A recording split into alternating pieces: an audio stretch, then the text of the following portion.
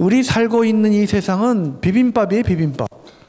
비빔밥은 여러 가지 그 정보가 혼재되어 있죠.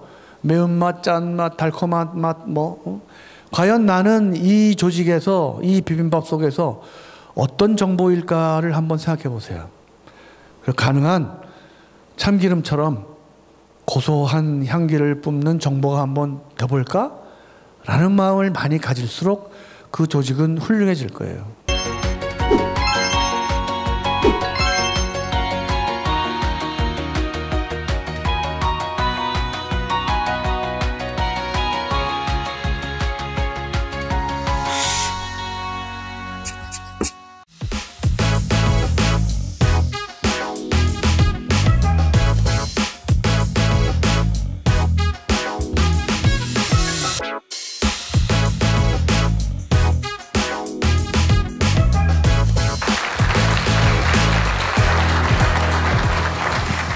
여러분들도 아마 책이라든가 여러 가지 소스를 통해서 이런 이야기를 많이 들으셨을 겁니다. 긍정의 힘은 어디에서 오는가? 최근에 이제 그 과학적 배경에 대해서 소위 물리학자들이, 사물의 이치를 따져주는 것은 물리학자들이죠. 양자 물리학이 대두가 됐고, 여러분도 아마 양자 컴퓨터가 뭔지 신문지상에서도 오르내리니까 많이 들으셨을 줄로 압니다. 그래서 지금까지 양자 물리학이 태동하기 전에 아인슈타인까지가 고전 물리학이거든요. 뉴턴하고 아인슈타인은 그 다음 세대가 정립한 양자 물리학을 배경으로 해서 여러분께 한번 설명을 해드릴까 합니다. 오늘 여러분께 드릴 말씀은 이겁니다. 마음이 무엇인가? 마음이 무엇인가? 여러분 학교 다닐 때 아마 마음에 힘이 있는가? 마인드 에너지란 존재하는가에 대해서 별로 배워본 적이 없으실 거예요. 그래서 일반인들은 물론이고 의사들까지도 일부 정신의학과 하시는 분 말고는 마음에 별로 관심이 없었습니다. 그렇기 때문에 마인드 에너지의 실체에 대해서 모르는 것은 거의 당연하다고 제가 보고 있죠. 그래서 사람에게는 마음이 있죠. 사람에게 마음이 있다고 느끼시는 분 손 들어 보십시오. 마인드 에너지가 있다, 사람에게는. 네, 거의 다 드셨습니다. 두 번째로, 동물에게 마음이 있을까요? 동물에게 마음이 있다고 느끼시는 분 손 들어 보십시오. 많이 줄었어요. 네. 아마 개나 고양이를 키우시는 분들은 느끼실 거예요. 하물며 시골에 소, 닭 치는 분들도 동물에게 마음이 있다를 다 알고 계십니다. 동물에게는 마음이 있습니다.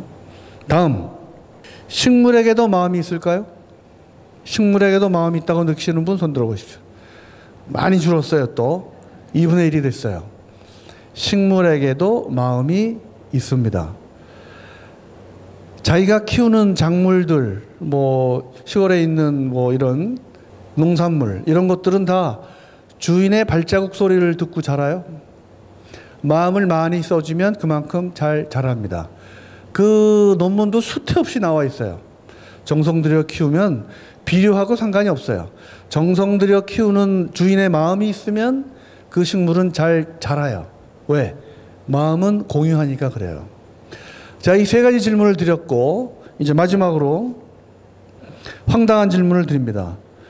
무생물에게 마음이 있을까요? 무생물에게 마음이 있다고 느끼시는 분 손 들어 보십시오. 한 분, 두 분. 네, 두 분밖에 안 계십니다. 제가 오늘 말씀드릴 주제가 무생물에게도 마음이 있다라는 겁니다. 여러분, 생명은 어디에서 생겼을까요? 생명의 기원은 뭘까요? 생물의 기원은 무생물이었어요. 지구가 처음에는 불덩이였습니다, 여러분. 그죠? 불덩이였는데 수억 년이 지난 다음에 비가 오고 바다가 생기고 물이 생기고 물 안에 있는 미세 박테리아, 바이러스 같은 것들이 정기적 충격에 의해서 생물의 기본적 원소가 되었다라는 게 학자들의 이론이에요. 그래서 우리 여러분들의 조상은 다 무생물이에요.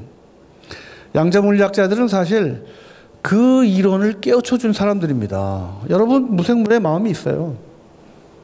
저기 제가 의자를 하나 그려놨는데, 만약에 의자가 이 앞에 있다고 한번 생각을 해보죠. 저 의자는 여러분이 보기에 입자로 보면 무생물이에요. 그런데 파동으로 보면 생물이에요. 마음이 있어요. 의자는 아무것도 아니고 저기 저 빈 의자가 있는데 저 빈 의자에 만약에 엊그제라든가 방금 전에 아주 유명하신 분들이 저 의자에 앉았다 가셨어요. 뭐 대통령이 앉았다가 가셨다. 뭐 총리가 앉았다 가셨다. 뭐 아주 높으신 분, 예전에 교황님도 오셨었죠? 교황님이 오셔서 이 의자에 앉았다가 가셨다. 그 다음에 여러분은 그 의자가 어떻게 보이십니까? 계속 무생물입니까? 그 의자가? 그 의자에 한번 앉아보고 싶죠? 또는 뭐 어떤 사람은 가서 발길질 하는 사람도 있을 수 있어요. 그 사람이 싫다면. 여러분이 그런 생각을 가졌다는 것은 무생물의 마음이 있다는 것을 이제 아시는 거예요, 여러분들이. 잘 실감이 안 가시는 분들은 여러분들이 얼마나 이거를 무의식적으로 무생물의 마음이 있다는 것을 느끼며 산다는 걸 한번 제가 예를 들어보겠습니다. 여러분이 누구에게 아주 귀중한 사람에게 받은 선물이 있어요. 이걸 아주 귀중한 사람에게 받은 볼펜이나 만년필이라고 칩시다. 근데 이거를 가지고 다니다가 잊어버렸어요. 사흘 밤낮을 이걸 찾으러 다닙니다. 이게 어디 들어갔나 하고. 왜 찾으러 다녀요? 문방구 가면은 똑같은 거 살 수 있는데 그거는 그 볼펜이 아니죠? 나를 좋아하거나 사랑하는 사람이 준 볼펜이에요. 그 볼펜에는 그 볼펜을 준 사람의 마음이 담겨 있기 때문에 그래요. 아주 간단한 이치예요. 여러분들도 누구에게 선물을 주면서 뭐라 그래요? 내 마음을 담아드립니다 하면서도 무생물의 마음이 있냐고 손들어 보내니까 두 분밖에 손을 안 드셨어요. 성당이나 교회나 불당에 가면 그 성모 마리아, 예수님, 뭐 불상이 있어요. 그 불상 앞에 앉아서 신도들이 기도를 합니다. 그 불상을 뭘로 만들었어요? 나무예요. 그죠? 예수님, 쇠나 돌, 마리아, 뭐 대리석상 전부 다 무생물이에요. 왜 무생물 앞에 앉아서 기도를 합니까? 자기가 그 무생물을 생물로 인식하고 기도를 하는 거예요. 여기서 아주 중요한 포인트가 있습니다. 내가 그 무생물을 생물로 대해 주는 거죠. 이게 양자물리학 이론 중에 하나예요. 관측자가 결정한다. 저 의자가 입자일 때는 무생물이지만 파동으로 볼 때는 대통령이나 교황님이에요.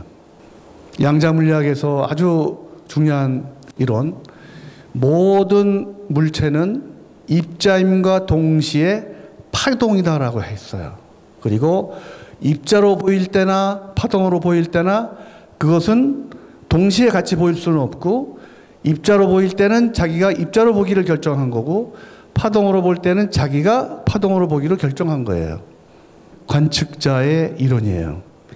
이거와 함께 여러분께 오늘 말씀드릴 중요한 양자물리학의 두 번째 원칙은 정보 공유의 원칙입니다. 이 두 가지만 오늘 간단한 걸 알고 돌아가시면 오늘의 제가 여기 나온 소기의 목적은 달성한 것으로 봅니다.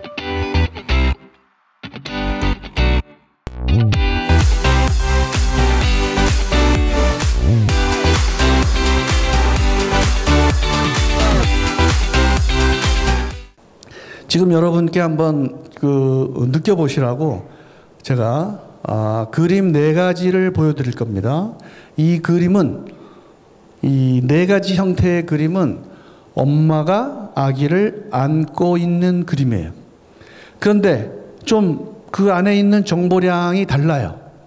컬러도 다르고. 그래서 아주 예민한 분들은 자기 맥박이 변화하는 것도 느껴요. 한번 맥박을 잡아보세요, 여러분. 그리고 제가 그림을 보여드릴 때, 그림이 바꿔질 때 혹시 맥박이 바뀌어지는지 경험을 해보시기 바랍니다. 첫 번째 그림. 엄마가 아기를 안고 있죠. 이 그림은 좀 추상적으로 그렸어요. 그죠? 그리고 칼라의 정보를 가지고 있고 2차원 평면이에요. 그렇죠? 자, 이제 다음으로 넘어갑니다. 자, 이것은 2차원이 아니라 3차원이에요. 그죠? 입체감이 있어요. 그렇지만 칼라의 정보는 없고 흑백의 정보를 가지고 있습니다. 다음. 자, 이 사진은 역시 흑백 사진이지만 세밀한 정보를 담고 있어요. 왜? 사진이니까. 그죠? 그림이 아니라 사진이니까 실제 엄마가 아기를 안고 있는 것을 사진을 찍은 겁니다. 정보량이 달라지죠? 정보의 모습도 달라졌어요. 마지막으로 최정원 씨가 안고 있는 저 아기가 물속에서 99년 9월에 태어난 아기입니다. 지금 유명한 가수가 돼가지고요. 유하라는 예명으로 활동을 하고 있어요. 자, 이 모든 것의 차이는 뭘까요, 여러분? 제가 답을 미리 여기에다가 내놨는데 중요한 것은 리얼티죠, 리얼티. 얼마나 현실감 있게 느끼냐. 그 느낌에 따라서 마인드 에너지의 양이 결정되는 거예요. 혹시 맥박이 바꿔지는 거를 느끼신 분? 그분들은 진짜 마인드 에너지가 풍부한 분들입니다. 제가 그 산모들에게 강의도 자주 가는데 산모들에게 이거 보여주면 퇴교에 아주 잘 응용하겠다고 하고 일부 맥박이 바뀌어졌어요 하는 분들도 제가 경험하고는 합니다. 현실감을 가질수록 생체 에너지는 활성화가 된다 이거죠. 이것을 우리가 실생활에 직접 한번 활용을 해보는 예들이 이런 것들입니다. 결혼이라든가 임신이라든가 태교, 모유 수유, 꽃에 물 주기, 이 물잔에 물을 놔두고 좋은 물, 나쁜 물 이렇게 표시를 해두고 맨날 실험하는 사람이 너는 좋은 물, 너는 나쁜 물 야단을 치고 지나갔어요. 그리고 일정한 시간이 지나서 그 물을 조사해 봤더니 욕을 얻어먹은 물이 빨리 변색되고 빨리 나빠졌어요. 균도 많아지고. 이런 실험하는 사람들 참 많습니다. 무생물도 이러는데 하물며 사람에게 너는 나쁜 놈, 너는 좋은 놈 하면은 어떻게 되겠습니까? 그죠? 공부 못하는 아이, 잘하는 아이도 제가 직접 부산에서 이 영재학교에서 한번 초대를 받아서 갔는데 이 강의를 해준 다음에 질문을 받았습니다. 질문을 받았더니 어떤 학부형이 우리 애는요 다른 과목은 다 잘하는데 수학만 못해요. 어떻게 하면 좋을까요? 그래요. 학부모들이 스스로 답을 내줍니다. 과외 선생 붙여야지 쪽집게 선생 붙여야지 이러는데 저는 이렇게 답변을 해줬습니다. 그 아이가 수학 선생님을 좋아하는지부터 봐야 된다. 수학 선생님하고 마인드 에너지가 동기화가 돼야 돼요. 공부 잘하는 학생들은 대부분 앞에 앉아요. 선생님이 두렵지가 않죠. 근데 좀 공부 멀리 하고 싶은 사람들은 선생님도 멀리 앉아요. 저 뒤에 앉아요. 여러분 경험해 보십시오. 여러분 학창 시절에 앞자리에 앉은 아이들이 공부 못하는 아이들 봤어요? 못 봤죠? 정보 공유입니다. 그게 선생님과의 정보 공유를 아마추어들은 거리가 가까울수록 마인드 에너지가 동화가 잘 돼요. 프로들은 시공간을 초월해서 나라 밖에 있더라도 이 마인드 에너지가 교류된다는 증거들이 있어요. 미국 국방성에서 텔레파시 가지고 실험한 여러 가지 자료들이 있다고 해요. 시공간을 초월하죠. 마인드 에너지는. 엄마 손은 약손이다. 아기가 배가 아파요. 그래서 엄마 나 배 아파요. 그러면 엄마가 와서 배를 문질러 줍니다. 그럼 금방 나요. 아기는. 엄마 손은 약손이죠. 근데 엄마를 찾으니까 엄마가 없어요. 일하는 아주머니가 계세요. 아주머니가 와서 배를 쓱쓱 물러주면 그 배가 날까요? 잘 안 나요. 왜 그럴까요? 엄마는 우리 아기의 아픈 에너지를 가지고 가고자 하는 마음이 있었기 때문에 그래요. 굉장히 중요한 겁니다, 여러분. 조문을 갔을 때 슬퍼하는 사람을 위로해 줄 때 저는 꼭 이렇게 얘기합니다. 악수라도 하시고 포옹이라도 한번 해주고 나오십시오. 그냥 뭐 아이고 위로드립니다 하고 나오시지 말고 그 슬픔이 경감되는 정도가 달라져요. 우리는 아마추어니까 가능한 손을 맞대고 스킨 투 스킨 컨택을 해야 됩니다. 자, 이제 이게 뭐냐 다 이 정보 공유의 개념 아까 말씀드린 이게 이제 양자 물리학이 태동이 되면서 저기에 있는 퀀텀이란 뭘까요? 물체를 이루는 가장 작은 단위. 우리 인체로 보면은 인체는 여러 가지 장기로 이루어져 있고 장기는 세포로 이루어져 있고 세포 안에는 핵과 원양질이 있어요. 그 핵 주위를 도는 전자들이 있어요.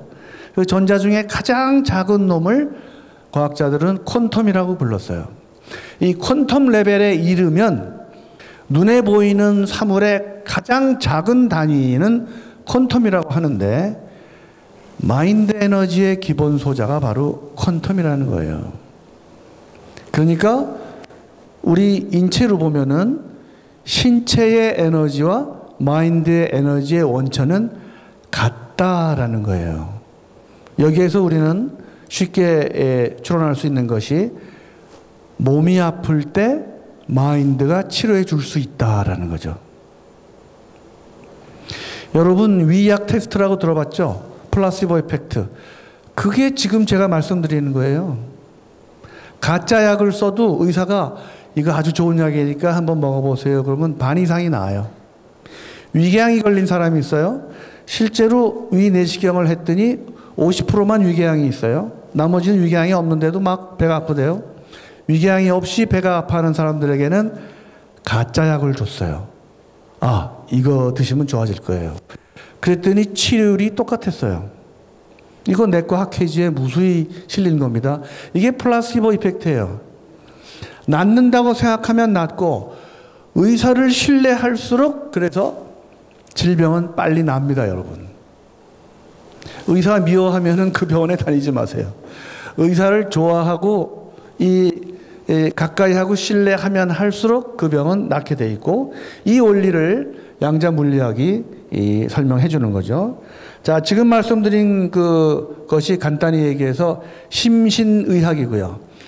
이 심신의학을 이해하려면 이제 지금 말씀드린 양자 물리학 기본을 조금은 이해해야 되기 때문에 제가 고전 물리학 중에 뉴턴 역학과 양자 물리학을 간단히 비교를 한번 해보겠습니다. 자, 지금 왼쪽이 뉴턴 물리학, 고전 물리학이고요. 오른쪽이 양자 물리학이에요. 뉴턴 역학, 그 데이비드 봄이 양자 역학에서 시초가 됐고, 뉴턴의 역학을 우리는 선형 물리학이라고 그래요. 선형. 선형이 뭐죠? 직선이에요. 뉴턴은 많이 아시다시피 사과나무에서 사과가 떨어지는 것을 보고 물체가 서로 잡아당기는구나. 소위 만유인력을 발표를 했어요. 사과가 사과나무에서 뚝 떨어졌다. 직선으로 떨어지죠? 직선 방정식은 기울기만 알면은 y는 ax 플러스 b 하고 금세 방정식이 만들어져요. 직선 방정식. 그런데 곡선으로 떨어졌다면 어떻게 될까요? 사과나무에서 사과가 떨어질 때 사과만 떨어진 게 아니라 나뭇잎도 떨어졌어요. 나뭇잎은 이렇게 휘휘 떨어지다가 떨어지고 이 방정식을 뉴턴 선생님은 만들 수 있었을까요? 못 만들고 돌아가셨어요. 나뭇잎에 붙어있는 먼지를 생각해 봅시다. 이제 잘 안 보이는 미시 세계로 들어가 봅시다. 그 먼지는 어떤 궤적을 통해서 떨어지죠? 만유인력이 있다고 하더라도 휘휘 돌아서 태평양 건너까지도 갈 수 있어요. 이 궤적의 방정식을 만들어 보세요. 그러면 뉴턴 선생님은 만들었을까요? 못 만들었어요. 이거를 양자 물리학자들이 해결을 한 거죠. 그래서 그거를 비선형 물리학이라 그래요. 양자역학은요. 결국 눈에 보이는 사물의 이치를 설명해 준 분들이 뉴턴 역학이고 눈에 보이지 않는 미시 세계를 설명하고자 노력한 분들이 양자 물리학이에요. 인체로 보면은 뉴턴 선생님은 신체의학을 설명해 주셨고 양자 물리학자들은 마음의학의 이론적 배경을 설명해 준 거예요. 슈퍼컴퓨터를 가장 많이 써야 자기 일을 할 수 있는 직업이 뭘까요? 천문학자들이 아니고 기상학자들입니다. 기상학자들. 오늘 뉴욕의 비올 확률 내일 뉴욕의 비올 확률이 5%다라는 기상 예보를 내보내려면 태평양 물의 온도가 얼마다, 어디에서 폭풍이 생기고 있다, 남태평양의 물의 온도가 몇 도다, 중국의 산림에서 화재가 났다. 이 모든 데이터가 다 모여야 뉴욕의 비올 확률 5%가 계산되는 거예요. 여러분 버터플라이 이펙트라는 이야기 들어보셨죠? 이 로렌츠라는 아주 유명한 기상학자가 이야기한 겁니다. 버터플라이 이펙트는 뭐냐면 북경의 아주 날씨 좋은 고궁에서 나비 한 마리가 팔랑팔랑 움직이고 있어요. 근데 같은 시간에 그 북경의 지구의 건너편인 뉴욕에는 비바람 폭풍우가 휘몰아치고 있어요. 이 두 기상현상은 서로 관련이 있는 것일까요? 없는 것일까요? 제가 물어본 의도를 알아채신다면 관련이 있는 겁니다. 북경의 고궁에서 아주 날씨 좋은 날이기 때문에 뉴욕이 비바람 폭풍우가 오는 거고요. 뉴욕이 그렇기 때문에 북경은 따뜻한 봄 날씨를 가지고 있는 거예요. 이건 뭐냐면 지구상의 대기권의 모든 정보는 공유하고 있다라는 거예요. 인체로 치면 손끝의 정보와 발끝의 정보가 공유하고 있는 거예요. 그걸 조금 더 크게 보면은 이 세상 모든 정보는 서로 공유하고 있다라는 기본 개념이 양자물리학이에요, 여러분. 이 마인드학에서 좀 더 이제 세밀하게 들어가서 우리가 공부를 하다 보면 과학자들은 양자 컴퓨터까지 이제 개발을 하고 있죠. 양자 컴퓨터는 쉽게 얘기하면은 지금 타자로 APPLE 사과 애플을 쳤다면 이제 여러분이 생각만 하면 화면에 애플이 쳐져요. 생각했어요, 애플? 애플이 뚜루룩 쳐져요. 아이들이 요새 정신훈련법 하는 컴퓨터 프로그램이 있습니다. 정식력만 가지고 왼쪽에서 출발한 화살이 오른쪽에 있는 화면에 관역 맞추는 그런 프로그램이 있어요. 이것도 양자물리학의 기본 이론이 될 수가 있어요.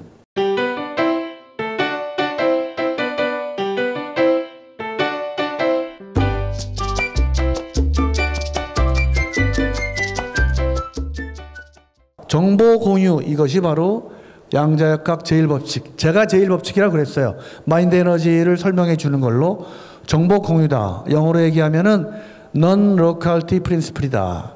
비국소성 원칙. 아까 말씀드린 기상이 버터플라이 이펙트라면 우리 인생도 정보 공유의 연속성 상에 살고 있는 겁니다, 여러분. 실제로요. 근데 우리는 못 느끼고 살고 있다 뿐이죠. 양자역학 제2법칙, 관측자가 결정한다. 아까 말씀드린 저 의자가 단순한 무생물인 의자냐, 아니면 대통령의 기운이 남아있는 의자냐, 느끼는 것은 여러분이 결정하는 거예요. 관측자가 결정한다. 여기 실험자가 있어요. 위에는 입사광자라고 해서 자기한테 달려와요. 그러면 입자예요. 근데 흐트러져요. 분산광자가 돼요. 그러면 그것은 파동이에요. 근데 양자 물리학자들은 두 가지를 동시에 볼 수는 없다. 이건 대원칙이에요. 입자로 보든지 파동으로 보든지다. 우리가 모든 것을 파동으로 보기 시작하면 여러분의 마인드는 무한하게 발전할 수 있어요. 마인드 에너지가 대폭발할 수 있어요. 저는 그 병원에서 많은 환자들을 봐왔기 때문에 아까도 말씀드렸지만 긍정적으로 자기 질병에 대하는 분들이야말로 빨리 나요. 제가 나중에 습관성 유산을 전공했을 때 텐더 러빙 케어라는 말씀을 해드릴 텐데 그것도 환자를 사랑의 보살핌으로 해주는 의사는 많이 치료된 환자들을 많이 봐요. 이게 결국은 마인드의 공유입니다, 여러분. 치료하고자 하는 의사와 빨리 낫으면 좋겠다고 생각하는 의사를 여러분은 만나야 돼요. 그러려면은 여러분이 먼저라고도 할 것이 없이 그 찾아간 의사를 믿고 신뢰해야 돼요. 그리고 그 의사를 좋아하면 할수록 아까도 말씀드렸지만은 그 질병은 빨리 낫게 돼 있어요. 자, 관측자가 결정한다는 것은 뭐냐? 아까 제가 물질은 원자로 이루어져 있고 그 원자 주위를 전자들이 돈다고 했죠. 그 전자가 아까 말씀드린 것처럼 어떨 때는 입자로 파동되고 어떨 때는 파동으로 관찰된다는 거죠. 그것을 누가 결정하느냐? 자기가 결정한다. 그러니 자기 마인드의 에너지를 폭발시킬 사람은 누굽니까? 남이 아니에요. 자기예요.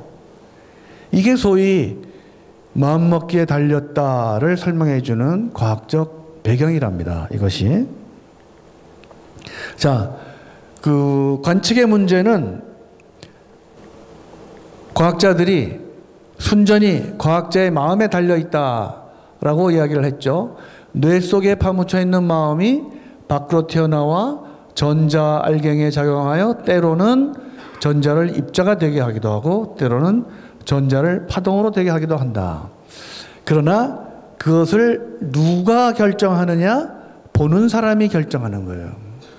보는 사람이 입자냐 파동이냐를 결정한다는 거죠. 그래서 이 양자역학은 우리가 보는 세상과 전혀 다른 세상을 설명해요. 의과대학 다닐 때 제가 이 정형외과 선생님으로부터 팬텀 페노메논이라는 단어를 배웠어요. 더 정확히 표현하면은 유령사지 현상이라고 해요. 유령사지 현상. 이거는 뭐냐면 어떤 꼬마가 응급실에 교통사고가 나서 실려왔습니다. 근데 그 정형외과 의사가 치료를 하다 보니까 한쪽 다리가 너무 상해서 도저히 살릴 수가 없다. 그래서 할 수 없이 슬프지만 절단을 했어요. 절단을 하고 치료가 잘 돼서 아기는 퇴원했어요. 물론 반대쪽 발은 멀쩡했죠. 그런데 그 아이가 몇 주일 후에 다시 응급실에 찾아왔어요. 선생님, 다리가 아파서 죽겠어요 하고 찾아온 거예요. 아니, 내가 치료를 잘못했나? 또는 반대쪽도 아팠나? 응급실에 내려가 봤더니 이 녀석이 없어진 다리가 아파요 그러면서 펑펑 우는 거예요. 뉴턴 물리학적으로 보면은 있는 실체에 대한 역학이기 때문에 뉴턴 물리학에서는 없는 물체가 아프다는 것을 설명할 수가 없어요. 그러나 양자 물리학에서는 간단히 해결돼요. 뭘로? 정보 공유의 개념으로. 이 아이는 교통사고가 나서 다리를 절단하고 회복될 때까지의 아픈 메모리를 이 없어진 다리 말고 나머지 신체가 이미 공유하고 있었던 거예요. 그 공유된 에너지가 리콜이 될 때마다 이 아이는 그 유령과 같이 없어진 다리가 아프다고 우는 거예요. 실제로 이런 현상은 사지가 사고로 인해서 없어진 분들의 한 80% 정도가 1년 내에 다 경험하고 평생 4분의 3이 경험해요. 그런데 현대의학이라는 우리 의사들이 설명을 못 해줘요. 없어진 다리가 왜 아프니 도대체? 유령현상이야. 아직도 교과서에 그렇게 적혀져 있어요. 유령사지 현상이라고. 이게 뭐냐면 의사들도 아직 양자물리학을 채 이해하지 못하고 받아들이지 못한 결과가 되는 거죠. 자, 이거는 이제 인하대학교에서인가요? 이거를 실험했다고 해요. 저기 오른쪽 위에 보이는 것은 쉽게 얘기하면 마인드 에너지 측정기인데 경찰에 있는 그 거짓말 탐지기하고 비슷한 기계입니다. 이 기계를 사람의 몸에다가 부착하고 사람의 체온, 그 미세한 그 전류의 흐름, 또 뭐 각종 정보, 땀 뭐 이런 거를 다 정보하는 센서를 대고 측정을 해서 그분의 마인드 에너지의 궤적을 그려냈어요. 그려냈더니 A, B, C는 같은 사람이에요. 그런데 여러분 어떤 그림이 가장 에너지가 풍부해 보입니까? C죠? C. 목욕 후에 마음이 편안한 상태예요. A는 긴장 상태고 B는 흥미있는 것에 아주 집중한 상태고요. D는 다른 사람인데 병이 있는 노인의 마인드 에너지는 저렇게 앙상해요. 그래서 여기에서의 결론은 뭐냐면 마인드 에너지를 북돋우는 명상만 해도 마인드 에너지는 풍부해지는 거예요. 뭐 기구가 필요 없어요. 내 마음이 마인드 에너지를 증폭시키겠다라는 마음만 가져도 명상만 해도 마인드 에너지는 풍부해져요. 저는 이때 이 조언으로 자연의 힘을 좀 많이 빌리라고 합니다. 여러분 피곤할 때 산에 들어가서 산보 한번 하면 기분이 개운해지죠. 그것도 양자역학이에요. 숲속에 들어가서 낙엽을 밟는 소리, 풀벌레 소리, 참새 소리, 짹짹짹짹거리는 소리만 들어도 기분이 아주 명쾌해져요. 왜 그럴까요? 마인드 에너지의 기본이 양자라 그랬죠. 퀀텀. 자연에서 생성되는 모든 자연의 소리는 그 자체가 양자의 흔들림이에요. 그렇기 때문에 비어진 마인드 에너지를 산에 가면 가득 채워가지고 오는 거예요. 산속에 있는 많은 양자의 흔들림이 내 마인드 에너지를 북돋아주고 채워줘요. 자연이 그래요. 자, 그래서 명상이라고 하는 것은 결국 뭐냐? 이미지로 형성된 에너지다. 제가 이것을 제 전공이 산부인과다 하고 보니까 태교에 많이 응용을 해요. 여러분, 이왕이면 자궁 안에 있는 태아를 이쁜 아기의 얼굴로 생각하세요. 그리고 그 아기는 분명히 좋은 아기, 착한 아기, 훌륭한 아기가 될 거라고 생각만 해도 됩니다. 라고 얘기해요. 태교에 뭐 돈이 드는 거 아니에요. 무슨 음악 기구가 필요하고 그러지 않아요. 음악 태교, 뭐 수학 태교, 별별 태교가 다 나왔지만 태교의 기본은 엄마의 마인드 에너지를 북돋아 주는 거예요. 어느 장소에서나 언제나도 할 수 있는 것이 엄마의 태교예요. 그리고 그 마인드 에너지는 태아하고 공유될 수밖에 없어요. 이 태아는 내 몸 안에 있는 내 조직이니까. 그죠?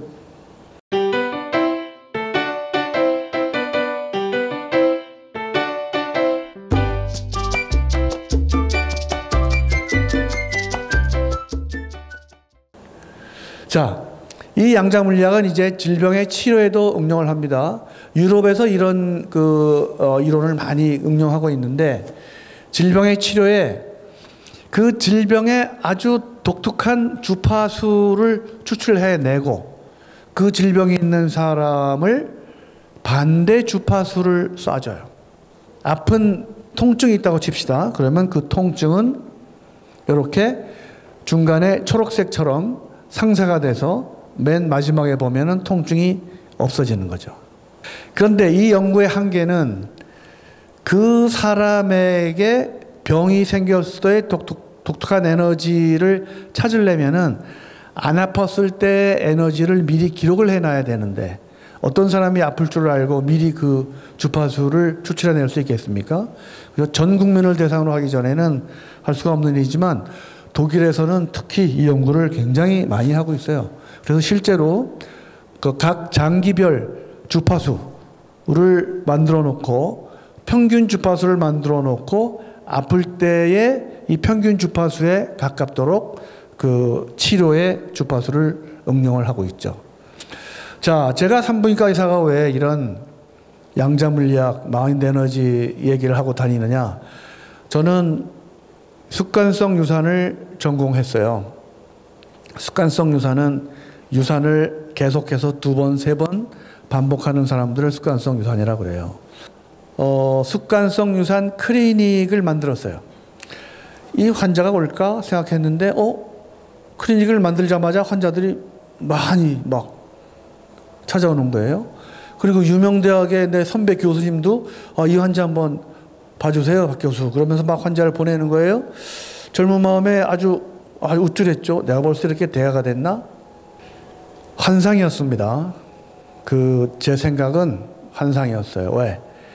습관성 유사는 이 중요한 네 가지 원인으로 이루어져 있어요. 원인이 자궁 원인, 면역적 원인, 해부학적 원인, 그리고 이 염색체 원인.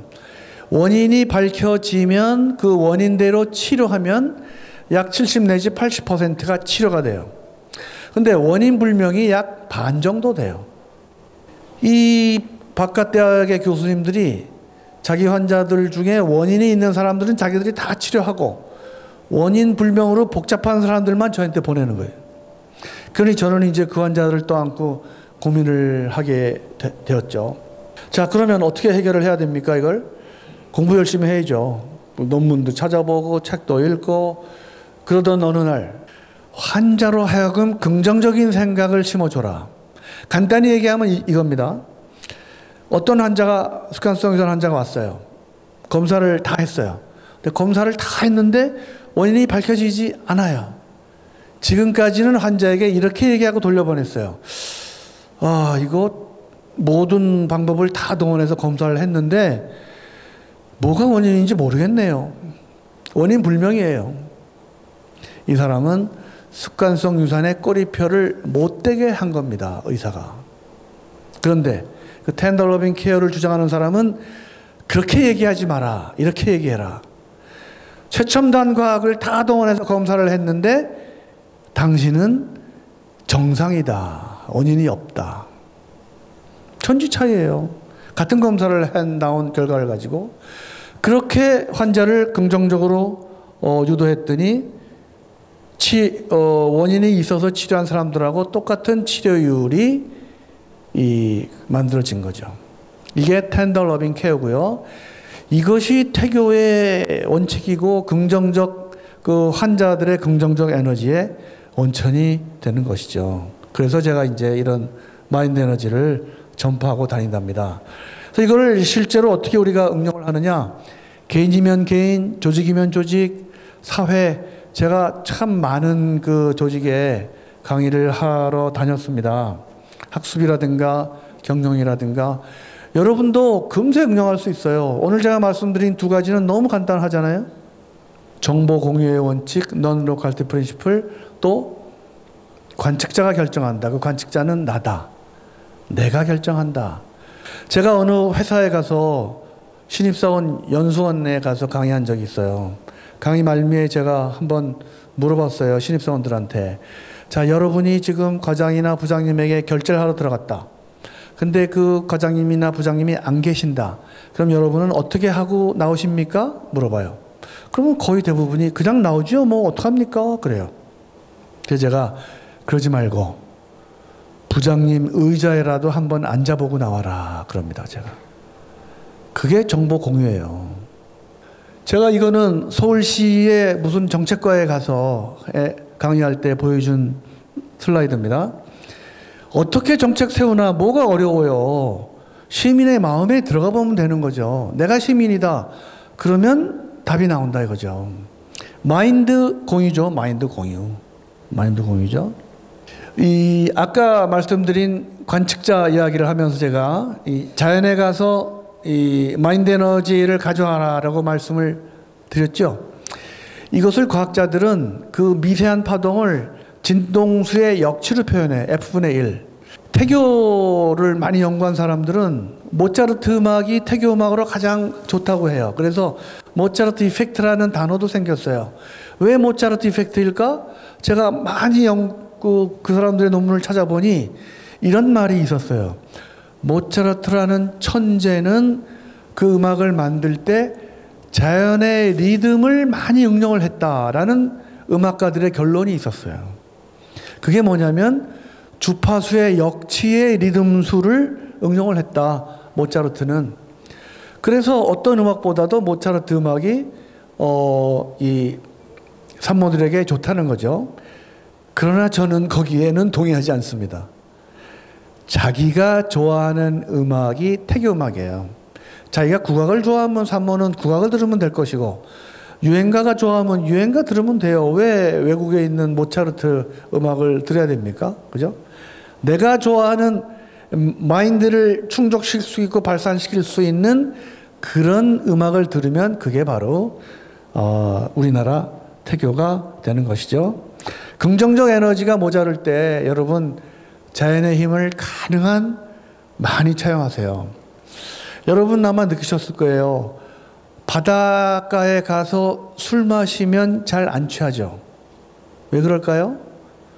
바다의 자연의 에너지가 내 마인드 에너지하고 싱크로나이제이션이 동기화가 됐고 그것이 신체 에너지로 바뀌어버렸기 때문에 그래요. 저도 맨날 느끼는 거예요. 숲속에 들어가서 이렇게 마시면 와인 뭐 몇 잔 마셔도 안 취해요. 근데 집에서는 와인 한두 잔만 마시면 그냥 사람이 맹맹해져요. 자연이 주는 에너지예요. 피곤하면 자연을 찾으시고 자연이 없다면은 여러분 사무실에 꽃이라든가 뭐 수목 갖가지 나무 많이 갖다 놓으세요. 그리고 새소리 들리는 음악들 틀어 놓으세요. 자연의 리듬을 느끼세요. 자, 이거는 학생들한테 긍정적 에너지를 너희들은 한번 이렇게 생각해 봐라. 고질병에 점 하나 찍으면 고칠병이 되고요. 걸림돌이 아니라 디딤돌로 생각해라. 그죠? 그럴 수 있죠. 역경을 거꾸로 하면은 경력이 되죠, 여러분. 경력이 되고요. 자, 자살을 거꾸로 하면 살자가 되죠. 생각하기 나름인데 그 생각을 누가 하느냐? 자기가 해야지 누가 해요. 긍정적 에너지의 원천은 자기예요. 마음먹기에 딸렸는데 그 과학적 배경이 바로 양자 물리학이라는 거죠. 영어에 요거 많이 여러분도 보셨을 거예요. 응용이 되죠. Dream is nowhere. 한 칸만 띄우면 Dream is now here가 돼요. 꿈은 아무 데도 없다가 아니라 꿈이 여기에 있다. 이렇게 돼요. 마음먹기에 달려 있어요. 누구라도 우리는 마인드 에너지를 발휘할 수가 있어요. 이 신체와 마인드 에너지 정보가 같이 안 되는 분들은 신체 에너지가 우세한 분들이에요. 신체 에너지의 힘을 줄이시고 마인드 에너지의 부분을 높여보세요. 그것도 여러분 마음이 결정을 해요. 그러면 누구라도 마인드가 강하신 분이 돼요. 역경을 이겨내는 분들이 돼요. 그리고 가능한 여러분 옆에 마인드 에너지가 강한 분들이 많을수록 좋아요. 그러니까 이렇게 서로 훌륭한 분들하고 많이 이렇게 다니시다 보면은 진짜 여기에 있는 마인드 에너지는 저 옆방에 있는 마인드 에너지보다 수배가 될 거라고 저는 믿습니다. 옆에 있는 사람의 마인드 에너지는 바로 내 마인드 에너지예요. 그게 정보 공유의 원칙이에요. 이런 것들을 다 양자 물리학이 해결해 주는 거죠. 이거는 정신의학자가 만든 이론입니다. 왜 그러면 그렇게 될까? 의식층에서 나는 살아야 된다라고 계속 생각을 하면 의식층으로부터 개인 무의식층에 정보가 입력이 되고 그것은 또 그 옆에 있는 집합 무의식층에 입력이 돼서 이윽고 나는 살아야 하는 정보가 현실로 나타난다. 유명한 정신의학자가 이렇게 분석을 해놨어요. 생각하면 현실이 된다라는 거예요. 생각하면. 마인드 에너지를 북돋우면 마인드 에너지가 신체 에너지로 바뀐다는 거예요. 그게 의료계에서는 병을 고칠 수 있다라는 거예요. 공짜로 할 수 있는 건데 왜 안 해봐요? 돈이 들어요? 뭐 장소가 필요해요? 아니에요. 아무 때나 마인드만 북돋우면 돼요. 그리고 그것을 믿으면 돼요. 그것이 바로 포지티브 싱킹이에요.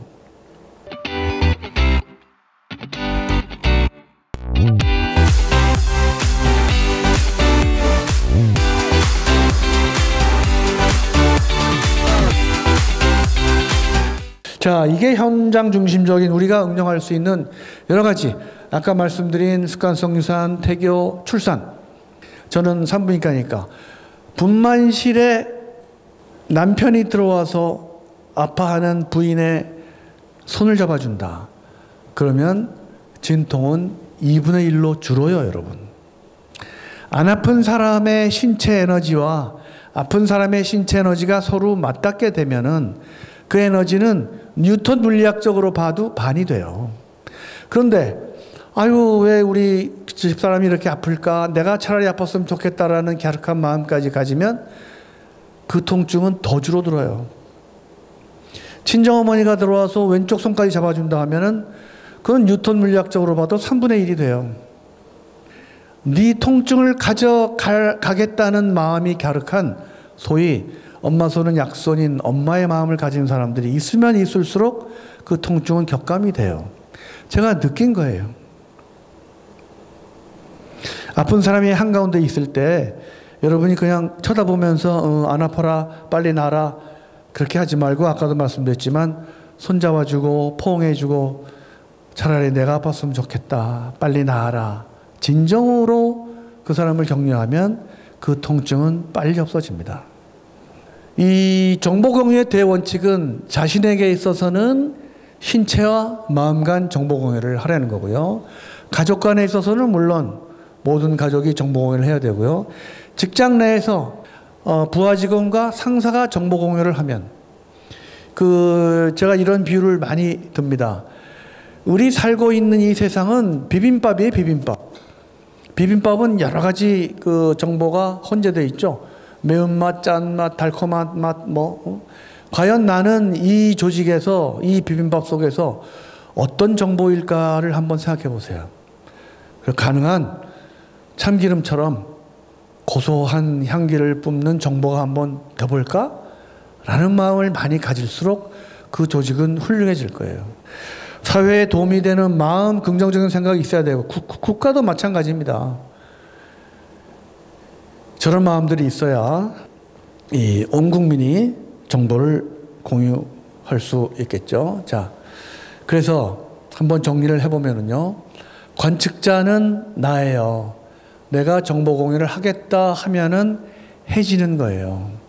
아까 의자의 예를 또 들었고 이 선물 얘기도 했고요. 불상, 예수님상, 마리아상 얘기도 했습니다. 모든 것과 다 정보를 할 수 있어요. 내가 결정하는 거예요. 아까 예를 들었던 사람은 물론이고 동물, 식물, 무생물까지 우리는 정보 공유를 할 수 있어요. 그런 능력이 여러분에게 있어요. 그거를 양자 물리학자들이 입증을 해준 거예요. 자, 그래서 마인드에 있는 희망을 여러분은 동기화를 시켜줘야 돼요. 그러면 실현이 돼요. 나뿐만이 아니라 조직에서 실현이 돼요. 제가 얼마 전에 경영인 그룹에 가서도 이런 얘기를 했는데 그분들은 조직의 활성화에 대해서 참 많이 물어보더라고요. 그 근본도 바로 마인드에 있다. CEO의 마인드도 중요하지만 조직원 전체의 마인드가 중요하다라는 얘기를 제가 많이 하고 나왔습니다. 내가 에너지의 원천인 거예요. 사랑을 하고자 하는 마음이 마인드 플랜이고 실천하고자 하는 것이 액션 플랜이죠. 액션 플랜까지 가야 이제 실현이 되는 겁니다. 자, 여기 보면은 이분들이 아마도 옛날부터 양자 물리학의 탄생을 예견했던 중국의 학자들 같아요. 이런 얘기들을 했죠. 생각하는 것과 실천하는 것은 애초에는 분리될 수 없다. 이런 말씀을 하신 분들이 벌써 수백 년 전에 계셨습니다. 이거는 경영인 강의 가서 해드린 건데 CEO 측면에서 조직원들이 회사에 이익이 되게 하려면 어떻게 해야 되느냐. 지금까지는 맨 왼쪽에 있는 피드백을 많이 응용을 했어요. CEO들이. 근데 이제는 오른쪽으로 가야 됩니다. 저 제일 왼쪽에 있는 것은 아랫사람들이 뭔가 잘 안 되는 일이 있으면 CEO 높은 그룹에서 수정을 해주고 숙제를 내줘요. 그게 컬렉티브 피드백이에요. 오류를 수정해서 다시 제공한다. 재교육이나 마찬가지인 거죠. 그게 발전을 하면은 이제 서포티브 피드백이라고 해서 조직원들이 약한 거에 대해서 솔루션을 제공해 주는 거. 그것이 서포티브 피드백이라고 하고 요새는 이제 긍정 피드백인 거죠. 포지티브 피드백. 직원들이 스스로 가치 있다고 느끼게 하는 그것이 긍정 에너지. 모든 조직이 함께 긍정 에너지로 가는 원천이 되는 거고요. 왼쪽에 있는 것이 조직 경영이라고 한다면 오른쪽으로 가는 것이 사람 경영, 그건 바로 직원과 CEO의 정보 공유로 만들어주는 사람 경영이 된 겁니다. 사람 경영이 바로 오늘 말씀드린 마인드 에너지를 극대화시켜주는 경영이 되는 겁니다. 요트 경기에 있어서는 2등이 1등을 잡기가 굉장히 힘들대요. 왜? 물살을 타고 박차고 나가는 물살을 먼저 타고 간 사람이 요트 1등을 하고 있으니까. 이것을 그러면 역전시킬 방법은 없는 것인가? 있는 거죠. 그것이 바로 스스로 물살을 만드는 거예요. 스스로 물살을 만들어야죠. 없는 물살. 1등이 타고 간 물살은 타인이 만들어준 물살이에요. 2등이 1등이 되려면 스스로의 물살을 만들어라. 그것이 마인드 경영이에요, 여러분. 마인드 경영. 그래서 이분이 이렇게 얘기를 했답니다. 그 모멘텀이란, 기업을 성장시키는 원동력이란 바로 고객에게서 찾아야 한다. 고객의 숨어있는 요구와 가치를 찾아내라.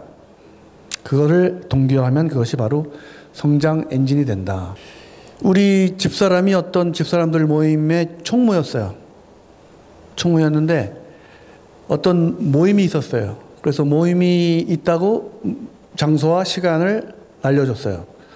알려주고 나서 그 약속된 날 약속된 장소로 가는데 문자를 잘못 보냈다는 것을 알았어요. 우리 집사람이.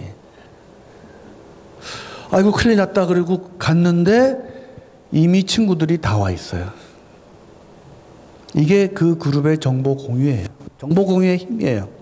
만약 이런 일이 큰 조직이나 사업장이나 위험한 일을 다루는 조직에서 이런 일이 생겼다. 그럼 어떻게 될까요? 정보 공유가 안 돼 있는 조직이라면 상상하기도 힘든 일들이 벌어질 수가 있는 거죠. 정보 공유란 참으로 위대한데 그 시작은 내가 한다라는 마음만 가지고 있으면 나의 긍정적인 에너지는 물론이고 가족은 물론이고 조직, 사회, 국가도 모두 마인드 에너지가 충분한 사회가 될 거라고 생각을 하면서 강의를 마치겠습니다.